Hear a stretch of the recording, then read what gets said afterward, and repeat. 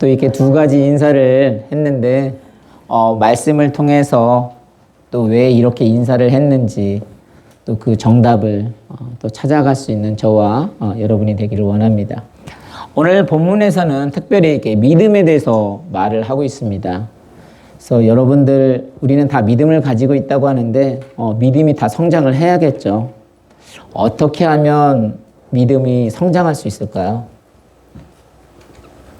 어떤 사람은 모처럼 이렇게 믿음을 가졌는데 그 믿음을 가지고 봉사를 하려고 하는데 오히려 또 믿음에 상처를 입는 경우가 있어요.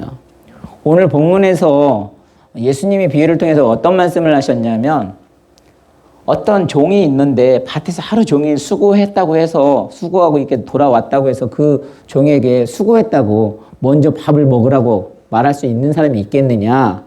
그러니까 뭐라고요? 없다. 오히려 또 그 종의 입장에서는 뭐예요? 그 종에서는 오히려 나는 무익한 종이라 그냥 내 할 일을 한 것뿐이다. 라면서 어떤 종의 자세도 설명을 해줬어요. 그러니까 우리가 정말 믿음을 성장을 하려고 한다면 이 종의 자세처럼 하나님과의 나와의 어떤 관계를 통해서 정말 어떤 섬기는 자, 어떤 종의 관계를 가지고 있다면 아마 상처는 받지 않을 거예요.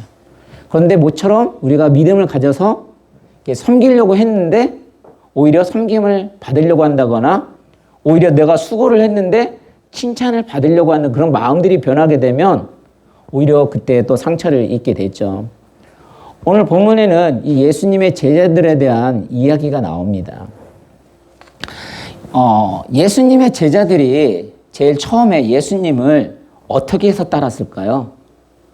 어떤 마음으로 따랐을까요? 그러니까 예수님을 처음으로 믿게 된 동기가 무엇일까요? 성경을 읽다 보니까 예수님을 쫓아갔다는 이유는 다른 것이 아니었어요. 워낙 로마로부터 이스라엘이 정복을 당하고 정치적으로나 경제적으로나 모든 것이 이제 압박이 주어지는 가운데 이들에게 늘 보니까 늘 좀 자유함이 좀 그리웠었고 또 억압되는 곳에서 벗어나고 싶었고 그러다 보니까 옛날 다윗 시대에 기다렸던 솔로몬 시대에 기다렸던 그 메시아를 기다리고 있었던 상황이었어요. 그래서 이 예수님이 오셔가지고 정말 정치적으로 그 메시아 왕이 되셔서 그 정말 억압에서 좀 풀어주고 어떤 정치적으로 그런 메시아를 하게 되면 그 한 자리를 차지하고자 하는 그런 마음으로 예수님을 쫓았던 것 같아요. 그런데 예수님이 딱 오셔서 했던 게 뭐예요? 십자가에 돌아가시니까 이들의 마음에 좀 실망이 들었던 것 같아요. 그런데도 불구하고 예수님 지금이 이때입니까? 무슨 소리예요? 예수님의 나라가 지금 이제 임할 때가 됐느냐? 예수님이 부활하시고 나타났는데도 그런 질문을 하는 거 보면 아직도 그 예수님에 대한 기대가 뭐예요? 메시아에 대한 어떤 정치적인 뭔가를 다스릴 수 있는 그런 메시아를 이들 마음에 기다리고 있었던 거예요. 근데 오늘 본문을 읽어보면 이제 마음이 완전히 바뀐 상태예요. 처음에는 어떠한 동기로 예수님을 믿었는지 모르겠지만 오늘날도 우리 여러분 한번 생각을 해봤으면 좋겠어요. 제가 늘 우리 전도 선생님한테만 또 여쭈니까 오늘 벌써 피하는 느낌인데 오늘 우리 세진 형제님한테 물어볼게요. 우리 세진 형제님은 어떻게 해서 예수님을 처음에 믿게 됐어요? 왜 믿게 됐어요? 모태신앙이니까? 이호연 성도님, 이호연 집사님 어떻게 해서 예수님을 처음 알게 되셨어요? 친한 친구가 목사님 아들이에요. 친한 친구가 목사님 아들이니까. 친한 친구가 목사님 아들이라서 그냥 그 얼떨결에 온 거일 수도 있어요. 또 어떤 분들은 이렇게 나이 들어서, 이렇게 아까 말씀대로 우리 세진 형제는 말은 안 했지만 모태신앙이에요. 그래서 모태신앙이죠. 모대에서 모태신앙. 어렸을 때부터 이렇게 온 사람들이 있는가 하면 목사님의 친구 아들이라서 그렇게 온 경우도 있고, 때로는 정말 사업적으로 너무 힘이 들어서 그렇게 나오신 분도 계시고요.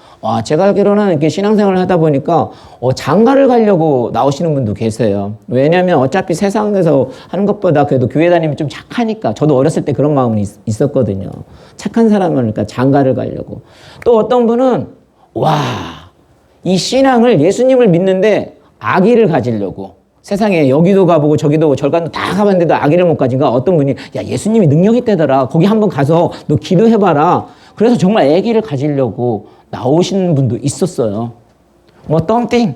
뭐 어쨌든 여러분들이 각자 예수님이 어떻게 했던 간에 처음에 왔을 동기는 있었을 거예요. 근데 저는 이 신앙이라는 건 뭐냐면 성장해야 하는 것처럼 거기서 멈추는 것이 아니라 이제 처음에는 어떻게 그렇게 왔더라도 어떻게 돼요? 믿음적으로 발전을 해야 한다. 성숙을 해야 한다. 그런 거죠. 지금 이 예수님의 제자들이 처음에는 그런 동기로 왔다가 할지라도 예수님이 이제 사역하는 모습을 보았거든요. 딱 능력 있다고 해서 보았더니 예수님을 따라다니까 어떤 일이 일어났어요? 병을 고치는 거예요. 오병이어 막 기적도 일어나고. 그래가지고 능력 있고 대단하신 분 줄 알았는데 딱 보니까 그 모든 것들이 어디에 있었냐면 믿음에서 일어나기 시작하는 거예요. 무슨 소리예요? 누가복음 2장에도 보면 그 친구들인지 뭐 정확한 친구라는 단어는 사용하지 않았어요. 그 침대에 누워있던 사람들이 4명이 들고 왔는데 그 지붕을 뜯어가지고 거기 내렸을 때도 예수님이 뭐라 했어요? 그들의 믿음을 보시고. 그리고 문둥병하고 뭐 이렇게 다 고친 것들도 보면 뭐라고 했냐면 예수님이 다 그들의 믿음을 보시고 그랬어요. 그러니까 제자들이 믿음이 부족한 거라는 이제 그걸 알았던 거죠. 예수님의 보면서. 그러니까 오늘날도 우리들이 보면 예수님을 알게 되면서 나의 믿음이 부족한 거를 우리는 알아야 하는데 이 본문을 보면서 많이 저는 고민을 했어요. 과연 우리들 중에서 내가 믿음을 갖고 싶어 하시는 분들이 얼마나 계실까? 특별히 이 믿음의 능력을 보게 되면 놀라운 사실이 예수님은 믿음의 사람이 있었잖아요. 그런데 절대 예수님은 평안을 가지고 있었어요. 어떤 평안? 그 폭풍 가운데 이게 난리가 치는데도 예수님은 얼마나 평안하셨는지 그 밑에서 코 골았다는 소리는 안 나왔지만 이런 정도로 평안하게 그냥 주무시고 계셨어요. 그러니까 제자들이 어떻게 했어요? 예수님 놀라가지고 막 깨웠죠. 그러니까 그때도 예수님이 뭐라고 했어요? 믿음이 적은 자들이여 적게 믿는 자여 어찌하여 의심하느냐. 그러면서 뭐라 했어요? 그때도 믿음을 말하고 있었어요. 그러니까 제자들이 믿음이 부족했구나. 그걸 깨닫게 된 거죠. 그러니까 지금 예수님한테 뭐라고 하냐면 이들이 믿음을 더하여 달라고 말하는 상황이에요. 그렇게 믿음을 더하여 달라고 했을 때 예수님이 대한 이제 대답입니다. 그래서 오늘은 이게 주님의 대답을 중심으로 정말 우리에게 그 필요한 믿음이 어떤 믿음이 필요하고 어떤 것들이 자라야 하는지 말씀을 통해 함께 나누고 은혜 받기를 주님으로 간절히 축원합니다. 우리 6절을 먼저 한번 읽어볼까요? 6절입니다. 시작. 주께서 이르시되 너희에게 겨자씨 한 알만한 믿음이 있었더라면 이 뽕나무더러 뿌리가 뽑혀 바다에 심기어라 하였을 것이요 그것이 너희에게 순종하였으리라. 가끔가다 여기서도 뭐라냐면 겨자씨 한 알만한 믿음이라고 하셨는데 이 말씀은 사실 큰 믿음을 상징할 때도 가끔 이 겨자씨만한 믿음을 비유를 했었어요. 그런데 겨자씨가 얼마인지는 아시잖아요. 엄청 작은데 왜 이런 거를 하셨을까? 여기에서 키포인트는 뭘까요?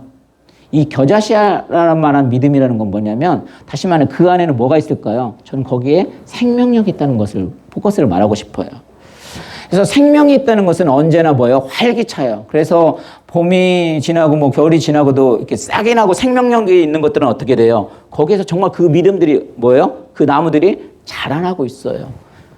그래서 이 생명력은 사실 하나님과에도 관계되어지는 부분이기도 하고 아무리 오늘날 유전자가 발달이 되어져도 이 씨앗을 이걸 만들어내지를 못한다고 해요. 과학자들이 아무리 유전자 다 한다고 하자면 그 생명력은 하나님만이 주실 수 있는 거거든요. 그래서 우리 그냥 목사님들 설교하실 때 그런 얘기 많이 하시잖아요. 아무리 큰 물고기라도 그거 죽어 있으면 필요 없다. 요동치지 못한다. 그냥 물 흘러가는 대로 흘러갈 수밖에 없지만 아무리 작은 송사리라도 살아있으면 그 물결을 역행을 해서 치고 올라간다고 말을 하고 있습니다. 그래서 그런 비유를 주면서 우리에게는 산 믿음이 있고 죽은 믿음이 있다고 말을 하죠. 그렇다면 죽은 믿음은 뭐예요? 아까 말씀드린 대로 이 죽음의 믿음은 그냥 이렇게 똑같이 다니지만 우리가 봤을 때는 믿음이 있는지 없는지 몰라요. 그냥 헌금 많이 내면 믿음이 센다? 아니다? 뭐 그렇게 부르지만 진짜 죽어있는 믿음은 뭐예요? 예수님의 근거를 두지 아니하고 샤머니즘, 예수님이 아닌 다른 것 때문에, 뭔가 때문에, 아까 말대로 내가 아기를 낳아야 하기 때문에, 아니면 내가 장가를 가야 하기 때문에, 아니면 내가 사업이 많아서 돈을 많이 벌어야 하기 때문에 예수님의 초점이 아닌 그런 다른 것으로 되어지게 된다면 그건 뭐예요? 샤머니즘, 그건 죽은 믿음이에요. 근데 산 믿음은 뭐예요? 예수 그리스도를 알아가는 거. 다시 말해서 그 뿌리 자체가 예수로부터 나오는 거예요. 그래서 예수님을 알 때 그 생명력이 나온다고 말을 하거든요. 요한복음 5장 24절 한번 같이 읽어보겠습니다. 시작. 내가 진실로 진실로 너희에게 이르노니 내 말을 듣고 또 나 보내신 이를 믿는 자는 영생을 얻었고 심판에 이르지 아니하니 사망에서 생명으로 옮겼느니라. 여기서도 뭐라고 말을 하고 있어요? 예수 그리스도를 믿는 사람은 영생을 얻었고 사망에서 생명을 얻었다. 그러니까 우리가 늘 설교에서도 포도나무 이게 가지에 붙어 있기만 하면 뭐예요? 그 예수 그리스도 그 줄기 예수 그리스도에서 나오는 힘으로 해서 뭐예요? 열매를 맺는 건데 만약에 그 접붙이는데 비닐로 이렇게 딱 뭔가가 막혀져 있다. 그러면 그 열매를 맺을 수 있을까요? 없을까요? 맺을 수가 없어요. 그 비닐로 인해서 예수님과 연결이 되어지지 않기 때문에. 그렇다면 그 비닐을 어떻게 돼요? 제거를 해야 되는 거예요. 그러니까 내가 믿음을 갖는다는 건 충분히 뭐예요? 예수 그리스도에 초점을 두고 그냥 사막에 물 흐르듯이 그 사막의 물줄기를 끌어당기는 것처럼 예수님으로부터 나와줘야 믿음을 가질 수 있다는 거예요. 그러니까 믿음을 내가 갖고 싶다고 가질 수 있는 게 아니에요. 철저히 예수님께 붙어 있을 때 예수님이 그 말씀을 들음으로 말미암아 뭐예요? 믿음이 성장할 수 있는 거예요. 그래서 우리들이 정말 신앙생활을 오래 했다면 뭐예요? 내 마음에 믿음을 성장하고자 하는, 믿음을 갖고자 하는 그런 욕구들이 사실 생겨나는 거거든요. 그 양분을 먹을 수 없으면 살아남을 수가 없습니다. 여러분 혹시 그리스도와 어떤 나아감에 있어서 막힌 것이 있어요? 뭘로 막혔어요? 우리가 그냥 말하는 세상 살아보니까 예수님을 믿어요? 물질을 믿어요? 만약에 물질을 더 의지하고 어떤 세상의 권력을 더 의지한다면 그게 사실 예수님과의 뭐예요? 관계에서 막힌 것들이 그걸 사실 빼내야 하거든요. 그래서 우리에게 필요한 믿음은요, 애니메이션,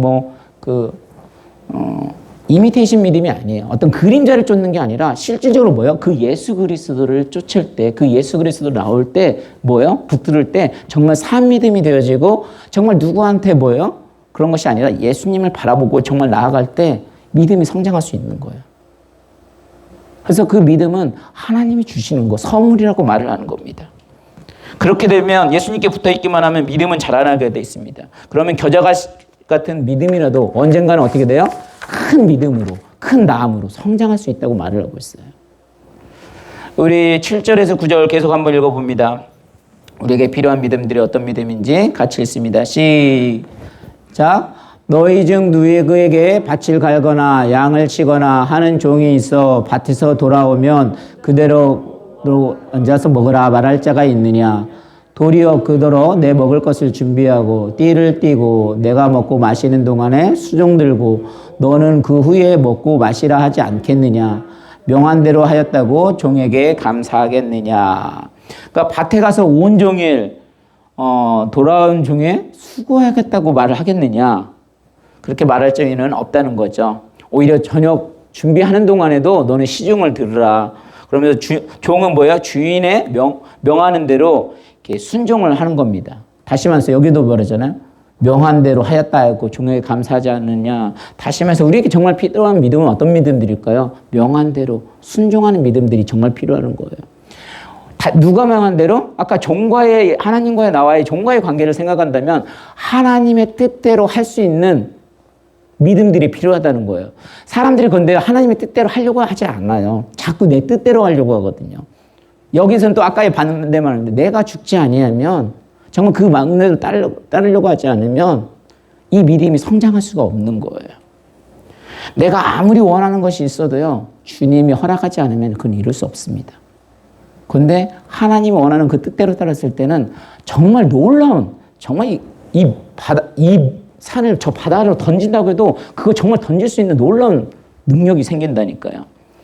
요나 같은 경우는 니느웨로 가라고 했습니다. 엘리야는 그리 시내가로 가라고 했고요. 사렙대 과부 집에 가라고 할 때 그때 갔을 때, 그러니까 하나님이 가라고 했을 때 그 순종했을 때는 어떤 일들이 일어나요? 정말 하나님이 목을 살려주시고 그런 놀라운 일들이 일어나요. 그런데 불순종을 해서는 어떻게 돼요?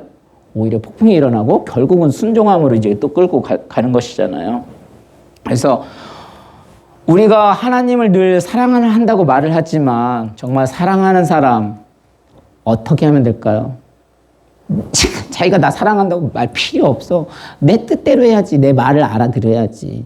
자기가 좋아하는 방법대로 표현하면 그 사랑이 아니라는 거죠. 우리의 신앙생활은 내 뜻대로 하는 것이 아니라 하나님이 원하는 뜻을 뭐예요? 그 뜻을 맞춰서 우리는 살아드리는 거예요. 그래서 기도할 때도 항상 나의 원대로 마옵시고 아버지의 뜻대로 구하는 것처럼 정말 우리가 믿음이 성장하게 되어지면 내 욕심을 따라서 기도하는 것이 아니라 기도하다가도 정말 뭐예요? 하나님의 음성이 들리면 그 하나님의 뜻에 따르겠다는 어떤 결단과 명한대로 순종할 수 있는 그런 믿음들이 생기더라고요. 그럴 때 하나님이 놀라운 능력들을 주시는 겁니다. 그래서 순종하는 것은 믿음을 더해주는 지름길입니다. 순종하는 것은 입술로만 믿는 것이 아니라 뭐예요? 행동으로까지 옮겨지는 거예요. 그렇기 때문에 우리가 순종하지 않으면 믿음이 성장할 수가 없습니다. 그래서 오늘날 우리에게 필요한 믿음은 다름이 아니라 정말 그 하나님의 뜻에 따라들 수 있는 뭐예요? 순종이라는 거예요. 우리 10절 같이 한번 계속 읽어봅니다. 시작. 이와 같이 너희도 명령받은 것을 다 행한 후에 이르기를 우리는 무익한 종이라 우리가 해야 할 일을 한 것뿐이라 할지니라. 이게 지금 종의 입장이지. 종에서 보면 우리는 무익한 종이라 우리가 해야 할 일을 한 것뿐이라. 다시 말해서 아까 말씀드린 대로 하나님과 나와의 관계를 생각을 했을 때, 관계적인 측면을 생각했을 때 종의 입장에서는 뭐예요? 대가를 받는 게 아니라 당연히 해야 할 일을 했겠다는 그런 부분이에요. 그러니까 겸손한 부분이기도 하죠. 근데 우리들이 뭔가를 하고 뭔가 아까 처음에 말씀드린 대로 내가 봉사하는 오랜만에 믿음을 가졌어요. 그런데 거기에 대해서 처음엔 그 마음으로 어떤 섬기는 마음으로 하려고 했는데 하다 보니까 뭐예요? 내가 이제 인정을 받고 싶은 거예요. 이게 변하니까 아까 뭐래요? 믿음이 성장하는 게 아니라 오히려 상처를 받아가지고 오히려 떨어지게 되는 거죠.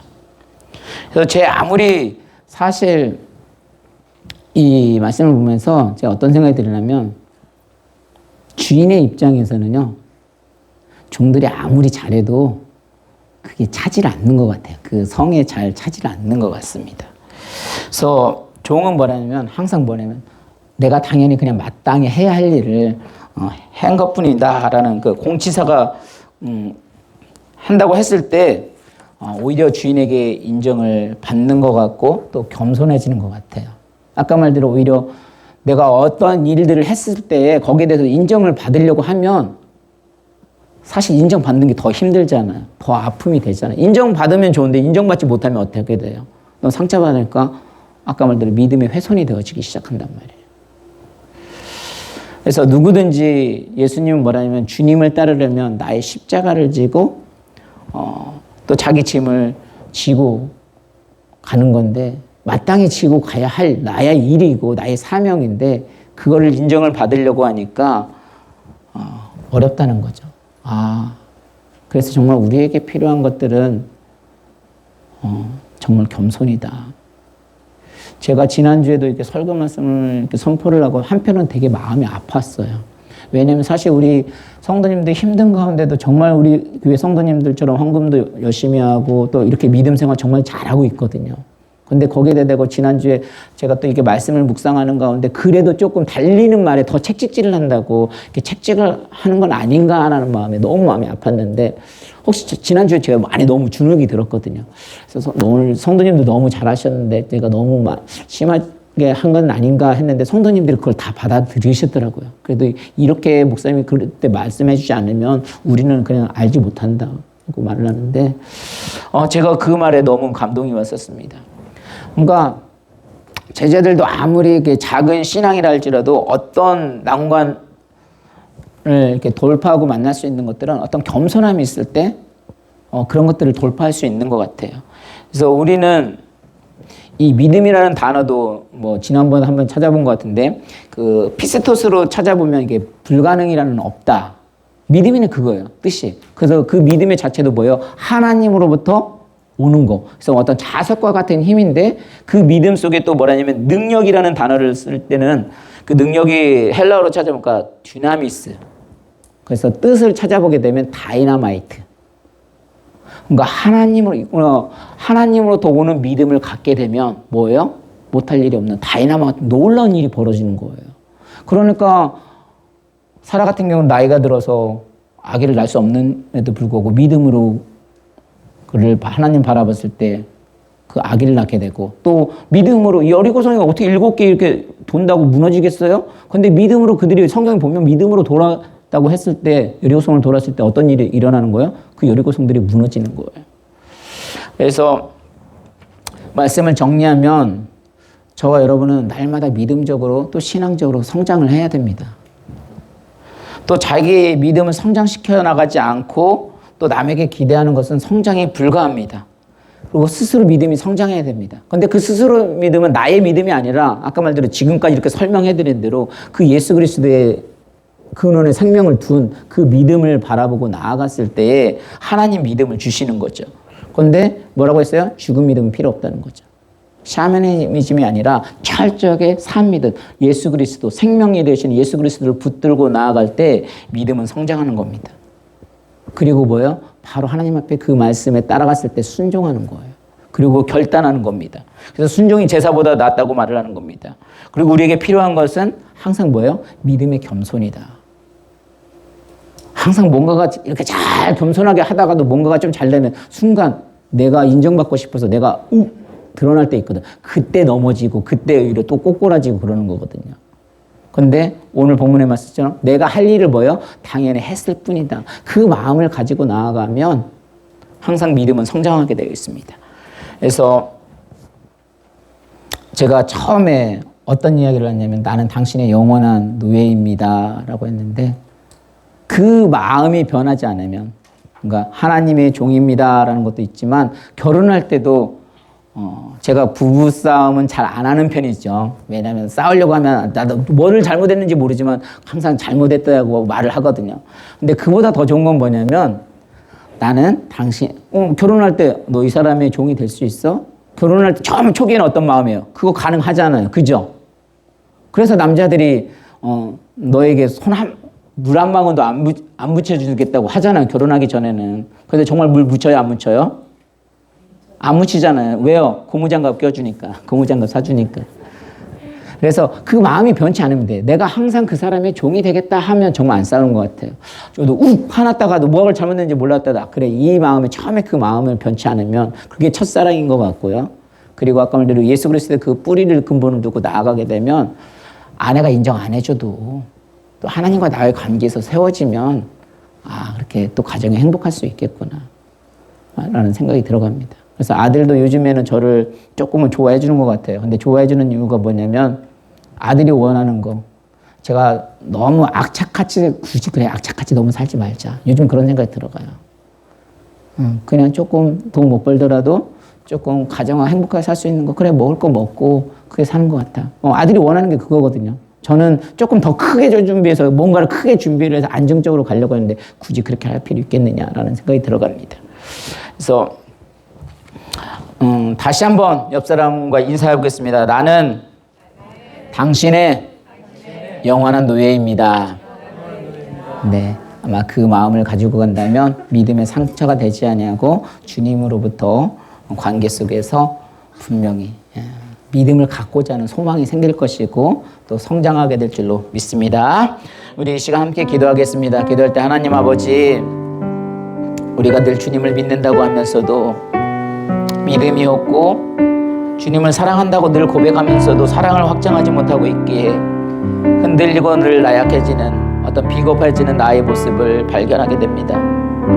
위대한 믿음을 주셔서 정말 주님의 십자가의 고통을 바라보게 하시고 또 그 십자가 고통 뒤에 있는 세계를 바라보면서 주님께서 말씀하셨던 것 같은 위대한 믿음을 주셔서 정말 현실을 넘어 저 앞에 있는 주님의 약속을 바라보며 승리하는 삶을 살게 하여 주시옵소서.